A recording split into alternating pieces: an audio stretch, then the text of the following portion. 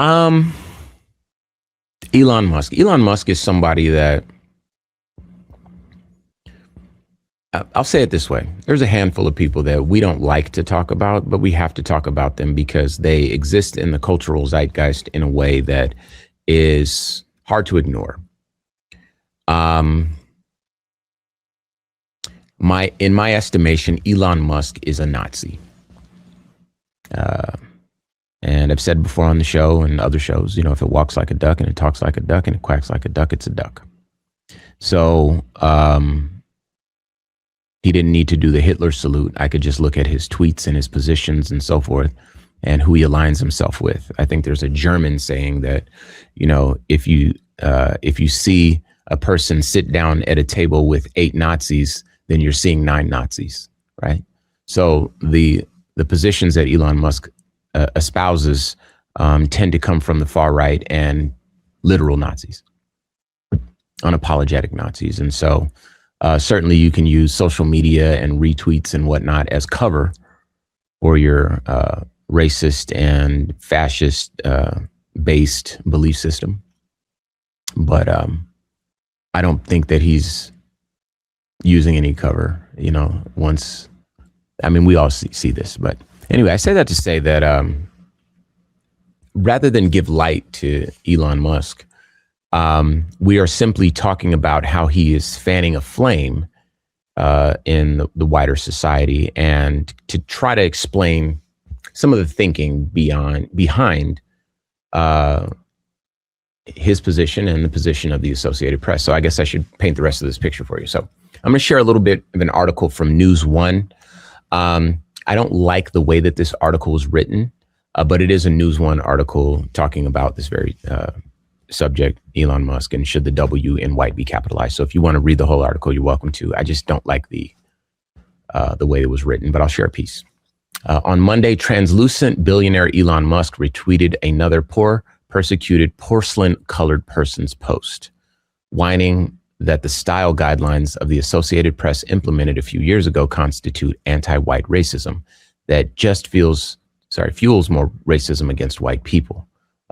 That's a quote. That redundant sentence just fuels more redundant sentences.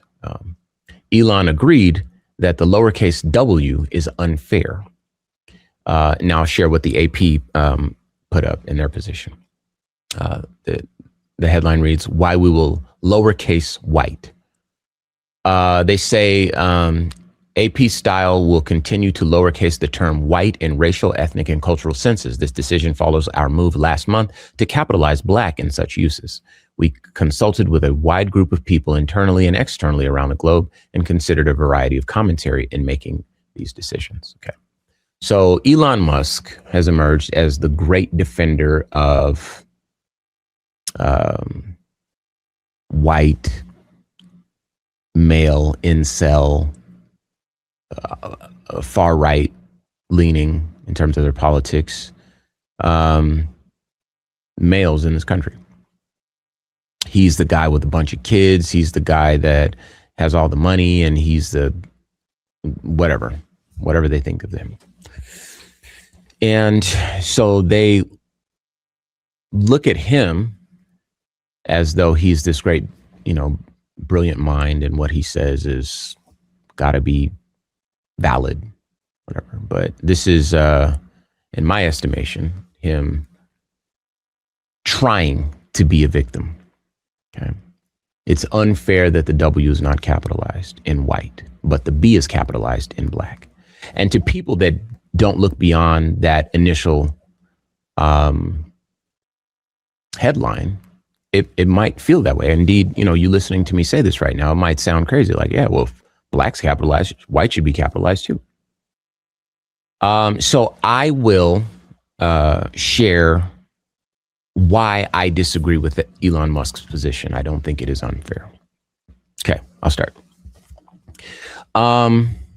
White people exist in the minds of, those of us really primarily in this country. White people are usually one or two or maybe a number of different types of individuals, groups, I should say, mixed together.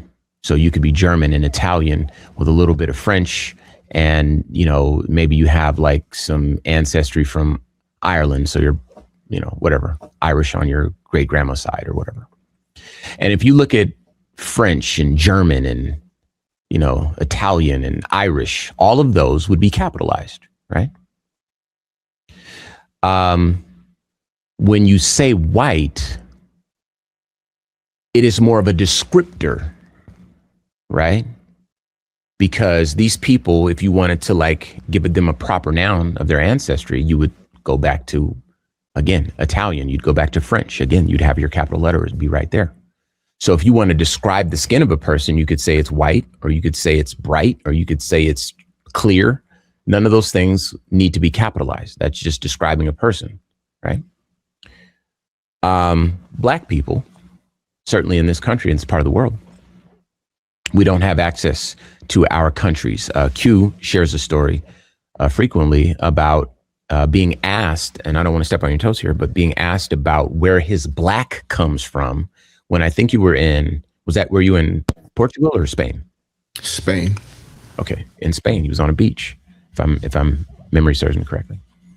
So black people in this part of the world, we don't have access to, like, oh, I'm I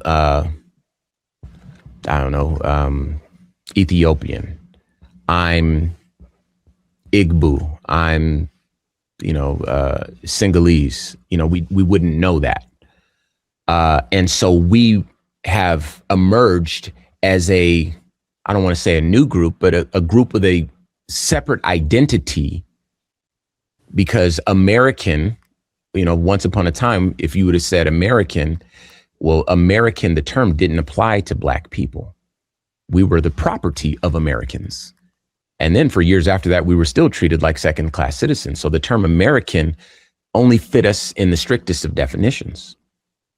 But there is a unique cultural identity. It binds our story. It binds our language, culture, how we go to church, how we dress, music we listen to, the way we dance, the way we talk, all that. And you could call it African American. That would be capitalized. You could call it black. It means the same thing. That would be capitalized, right? And so black is less a descriptor of the color of our skin and more a label for a group of people who share a common identity. White is more of a descriptor of people. If you want to find out their identity, you can break it down by Italian, as I mentioned before. And so I think that this is sort of the delineating factor that the AP chose to use in making this determination. And of course, people like Elon Musk weighing in saying, this is unfair. This will contribute to anti-white sentiment. I don't want to insult anybody, so I won't say that. But I will say that all it takes is just kind of a look behind the first page, a look below the headline, and then you'll see that there's a little bit more, to it. And so anything to add here, Q? I mean, we're here at this intersection again of the very people who stripped away our culture, our history, our ethnicity, our origin, and named us black, creating that as our identifier,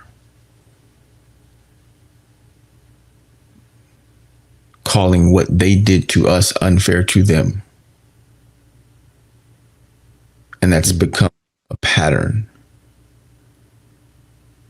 We were not allowed access to your universities, so we created our own. We were not allowed access to your wealth or your careers, so we created our own. We weren't allowed access to your water fountains or your communities or your public transportation, so we created our own. You burn it down and tell us that we've somehow reverse engineered this oppression and plight that you've placed us under. And here we are again. We didn't choose black, you did for us. And now somehow you're the one being treated unfairly.